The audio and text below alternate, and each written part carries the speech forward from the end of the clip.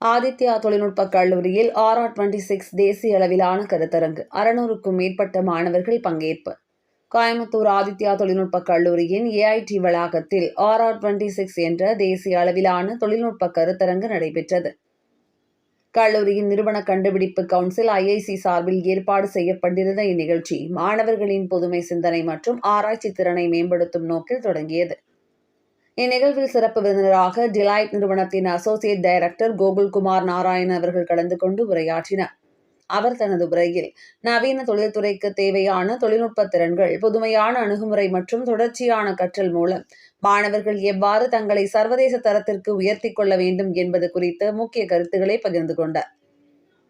ஆதித்யா கல்வி நிறுவனங்களின் தலைவர் ERC சுகுமாரன், மேலாண்மை அறக்காவலர்கள் S பிரவீன்குமார், டாக்டர் ஸ்ரீநிதி பிரவீன்குமார், இயக்குனர் டாக்டர் ஜோசப் வீதானிக்கல், முதல்வர் டாக்டர் D சோமசுந்தரேஸ்வரி மற்றும் dean academy doctor I Rajendran ஆகியோர் முன்னிலையில் விழா சிறப்பாக நடைபெற்றது. IT துறை தலைவர் டாக்டர் மிஸ்மலா சுஷித் மற்றும் உதவி பேராசிரியர் திரு S வெங்கடேசன் ஆகியோர் நிகழ்ச்சியை ஒருங்கிணைத்தனர். இக்கருத்தரங்கில் பல்வேறு பொறியியல் கல்லூரிகளில் இருந்து சுமார் 600க்கும் மேற்பட்ட மாணவர்கள் ஆர்வத்துடன் பங்கேற்று தங்களது தொழில்நுட்ப கட்டுரைகளை சமர்ப்பித்து பல்வேறு போட்டிகளில் பங்கேற்றனர். மாணவர்களின் அறிவுத்திறனை வெளிப்படுத்தும் சிறந்த தளமாக அமைந்த இந்நிகழ்ச்சியை வெற்றிகரமாக நடத்திய குழுவினரையும் பங்கேற்ற மாணவர்களையும் கல்லூரி நிர்வாகத்தினர் மற்றும் ஆசிரியர்கள் வெகுவாக பாராட்டினர்.